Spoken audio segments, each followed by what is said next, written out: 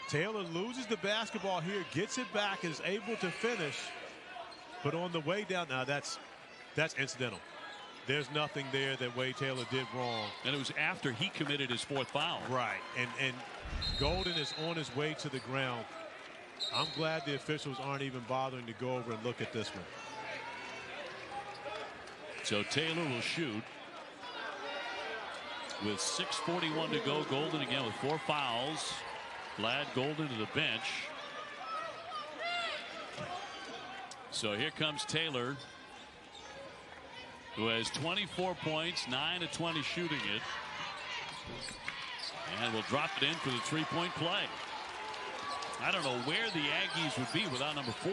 No, but they got a 6-point game right now because number 4 has stepped it up. And he's gotten some help from a number of guys. Abaske's been really great here in this stretch as of late.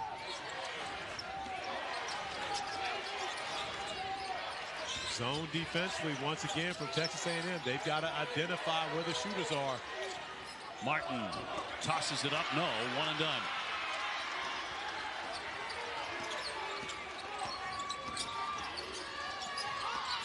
Taylor again will drive it and lay it in. At times he's been a one-man band, and they've needed all of them. He has 27. 9-2 run for the Aggies.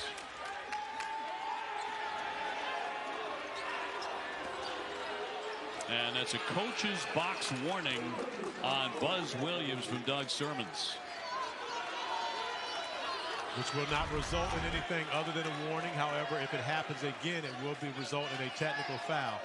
But Wade Taylor attacking the basket, able to finish over the much bigger defender in Carroll.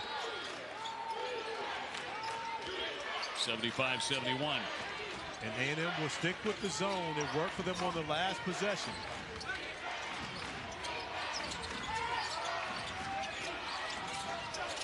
Weatherspoon back for Greenlee. He'll line drive it in from 3-point land. And only the 6 points. 6 point off the bench, but a huge one for Greenlee. He was a starter yesterday, coming off the bench here this afternoon. And a foul here. Greenlee not necessarily a big scorer, but he was a true unsung hero in their magical Final Four run. Big shots all season long. He led the Owls in 3-point percentage. Had 16 points in the Elite 8 against Kansas State.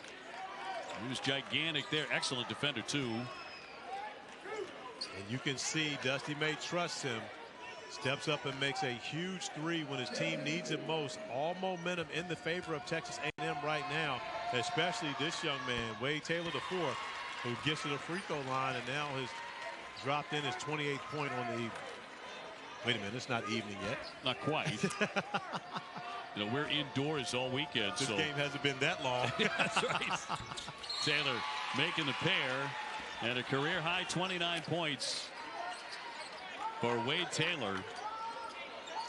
Previous high was 28 last year against Alabama. And Buzz going to give Wade Taylor a brief break.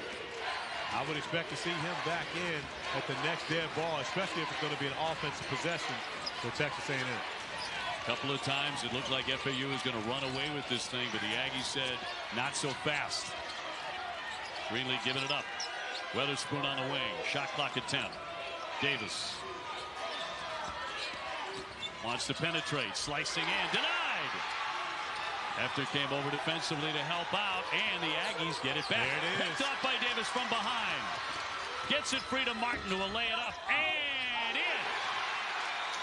No one communicating with Abaseki that Davis, who had gone down in the possession earlier, sprinting back. And with everyone in front, someone should have been saying, watch behind you, watch behind you.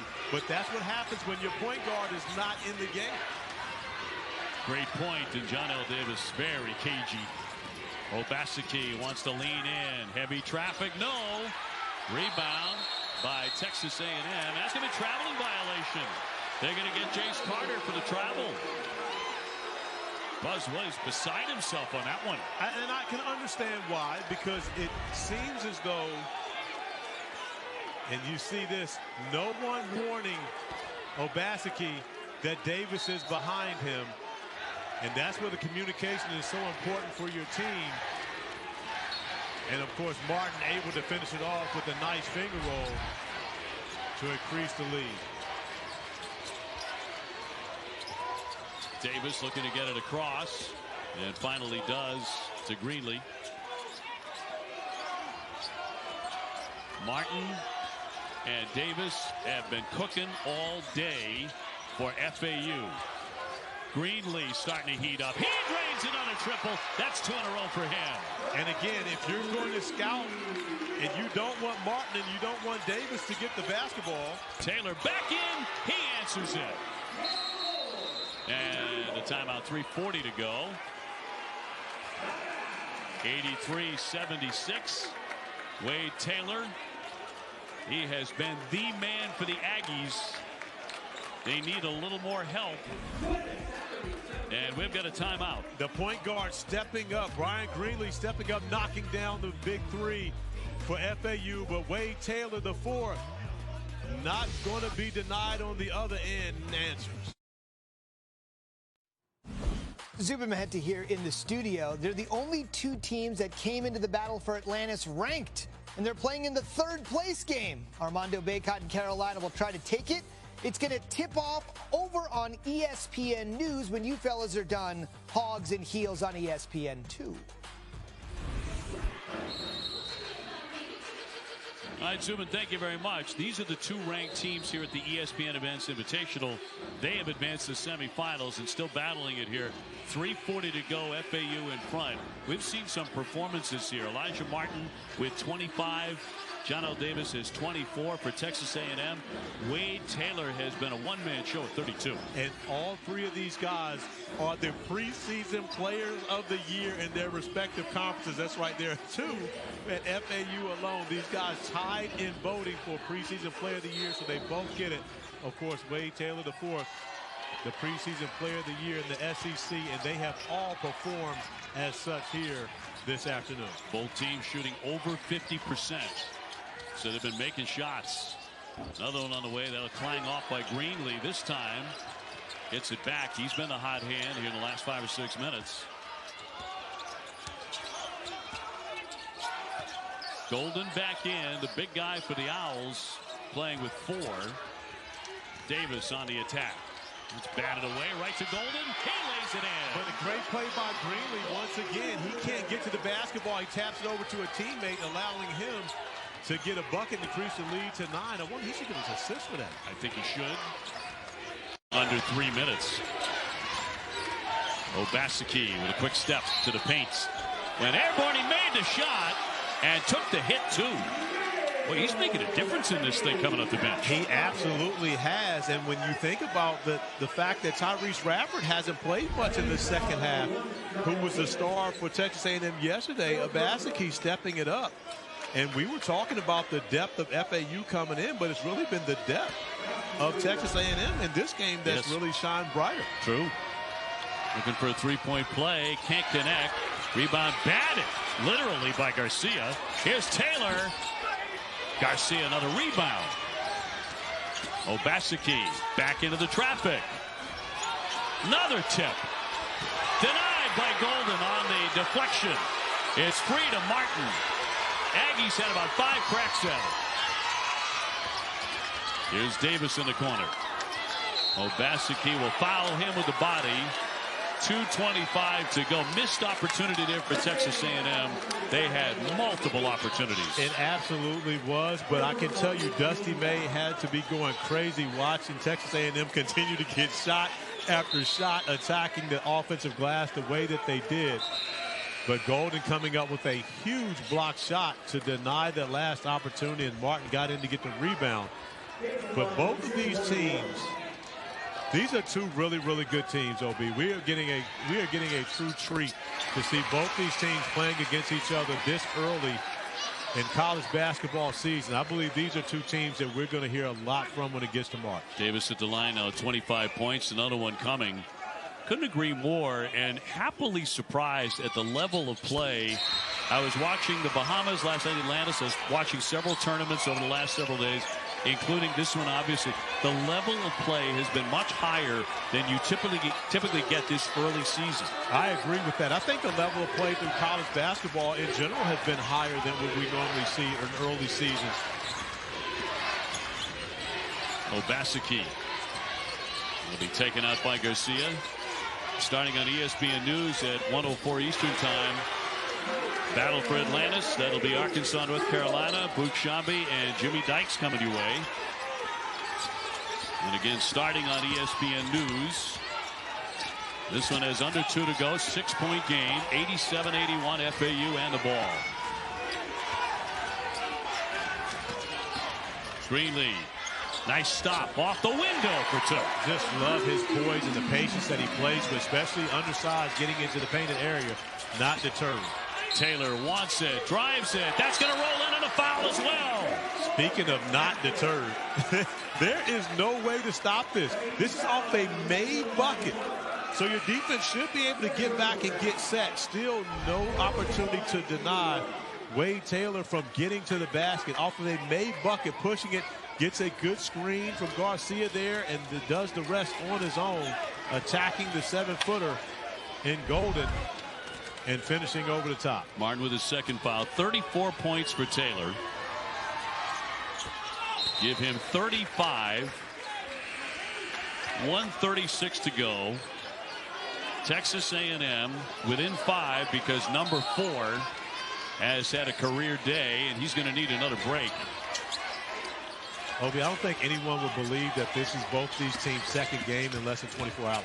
I mean, the way that they have competed and the energy and the level that they've played, you wouldn't even think about the fact that they played yesterday. Impressive. Davis beyond the 3. Running some time. 10 to get off a shot. 1:13 to play. Davis has had a big day. He'll drive. Again, slam on the brakes. Blocked from behind. Washington got a hand on it. Buzz trying to get a timeout. You talked about it. Buzz does some movement on the sidelines. No question about that. He's got to stay in great shape. So he's agile on the sidelines, sprinting to the official to get that timeout. Back to the block shot. As the Aggies, you knew they'd have to do it defensively. It's Washington hanging right with them. I believe Davis actually allowed them to get that block by stopping. If he just launches on his way to the rim, now he's up above the rim and has an opportunity to finish that off by stopping. He allowed Texas A&M to get back into defensively and come up with the block shot. Now, second semifinal coming your way at 5:30 as we check out the bracket. That should be a dandy too. Iowa State and Virginia Tech. Virginia Tech has a number of dangerous shooters. They do, and my nephew, Hunter Couture, breaking the record, the all-time three-point field goal record last night, and he's home. Getting a chance to play in front of his family is here, close to Orlando, so good times for Hunter. And Sean Padula, excellent backcourt, going up against a hard-playing group with the Iowa State Cyclones. Yeah, you and I have watched Hunter Couture. It feels like since his high school days right here in the Orlando area, but he had like 30 friends and family on hand yesterday when he broke the record, the Virginia Tech three-point record. What a great moment for him. He was also married recently. Well, engaged. Engaged, I should say. Engaged, yes. Actually going to marry my niece, Chloe Brooks, daughter of Kenny Brooks, the head women's basketball coach at Virginia Tech. And you're going to have Kenny and the Virginia Tech women's basketball team when they take on LSU next week. It's a big game. ACC SEC challenge. Yeah, that's going to be in Baton Rouge. So here 89-84 FAU with 1:03 to go. But the Aggies with the ball. Obaseki to check it in.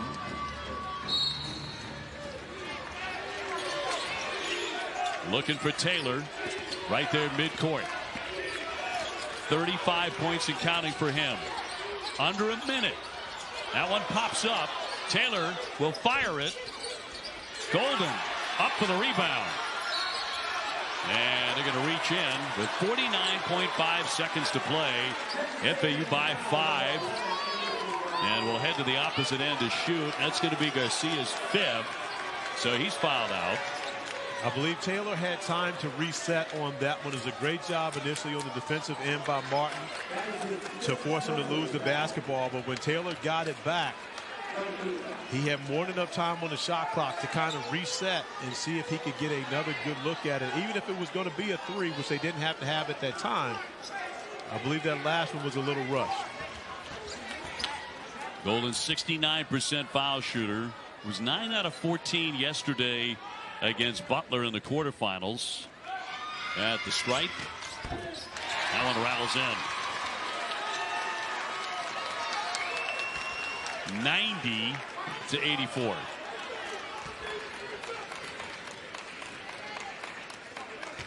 And the 7-1 junior from Russia makes both of those. And now you've got a 3-possession game, which changes everything when you can go to the free throw line and make those. Obaseki, the corner, no. Tapped out for Taylor. He'll launch immediately. Can't hit that. Third effort. That is going to be up and no. The Owls come away with the rebound. A huge one there. And 30 seconds to go. And FAU moving toward victory here, moving toward the championship round on Sunday at the ESPN Events Invitational. So Golden headed to the line. I should say Weatherspoon heading to the line. Obi, over the last 2 seasons, Florida Atlantic University 32-0 when they out-rebound their opponents. They are being handily out-rebounded today. However, an opportunity for them to be able to get a win here against a team that is one of the best rebounding teams in the country that you're going to face. Now, we also have to mention this second half, and I'm not sure if it was production or if something going on otherwise with Tyrese Radford, but he was not a factor in the second half of this game. But Texas A&M did play without Henry Coleman in this second half, who was very productive in the first half. But Buzz Williams got great production from his bench, which we were expecting to see from FAU, who got great production from their starters. Coleman's case, an injury, keeping him out of the entire second half of the game and about 3 minutes of the first half at the very tail end. In Radford's case, and that was going to be swatted away by Golden emphatically. Nice little cherry on top of that defensive gem. With 23 seconds to go. FAU getting great balance again, but big performances out of Martin, 25, and Davis with 26. And Golden has shown up huge, as well as Greenlee here at the end of this game to finish it. Hefner's sticking to 3. 19.9 to go, 92-87. And a timeout. Brandon Weatherspoon had to take one there. 92-87. A little under 20 seconds to go. And we'll keep it right here. So FAU trying to hang on and put this one into the win column as we look at our Novavax shot of the game. And it was really more of a play of the game as Jonell Davis comes from behind a basket for the steal. And then Elijah Martin goes in to finish it off. Obi, remember, this came at a time where all the momentum was in favor of the Aggies. And no communication to allow Obaseki to know that Davis was following up that play after he had gone down on a shot attempt earlier. And a huge play by a guy that had nothing to do with him scoring, but yet one of the leaders of this team stepping up and making a great effort play. Look at our reset. Texas A&M out of timeouts. FAU down to 1. FAU has the possession arrow, but you know, a steal off the inbounds, a quick 3, you've got a 2-point game. Yes, I mean, again, this game is not over. There's way too much time remaining in this one for it to be over. But the way that FAU has played down the stretch, you would expect for them to be able to take care of business. In for Weatherspoon. And a whistle and a foul with 18.7 to go. So didn't get the turnover. And at the other end we go to shoot. FAU 16-19 from the free throw line, which has absolutely helped their cause here this afternoon, and one of the reasons why they have this 5-point advantage, but especially late, they've done a great job getting to the free throw line to capitalize it. So the Owls trying to put this one out of reach at the line here in the final seconds. Weatherspoon to shoot. He's 6'4" senior. Coach May loves his leadership. Says he's an unbelievable leader, probably the best on the team. Saying a lot for a team that went to the Final Four last spring. Yeah, and saying a lot for a team that has a guy like Brian Greenlee on there who doesn't start the game, but doesn't pout either. Comes off the bench and makes 2 huge threes for them right in the midst of a Texas A&M run. Senior with another one, very calmly at the line. And once again, a 3-possession game, 7-point lead.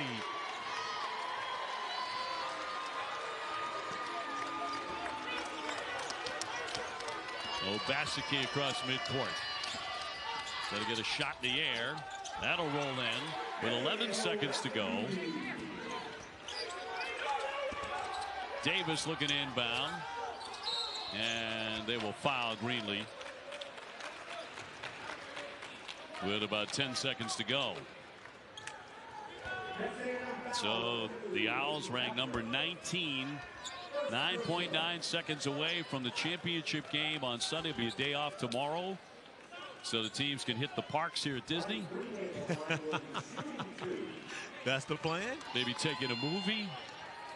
I might recommend Napoleon. Haven't seen it yet. It's just out.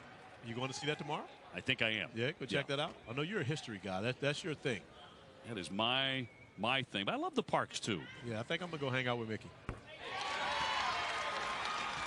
I know that relationship goes back many, many years. So my guy. 95-89. Got the battle for Atlantis coming your way next. So stay right where you are. Buscemi and Jimmy Dykes will have it for you in just a moment. Arkansas and North Carolina. And the Owls getting it done at the foul line, aren't they? 96-89. Making sure to stay with a nice working margin here against the Aggies. For a team that wasn't shooting the basketball well coming into this tournament, back-to-back 90-point performances by the Owls. And against a tremendous defensive team like Texas A&M. Turnaround by Obaseki, no. And no more fouling. That will do it. There's your final score.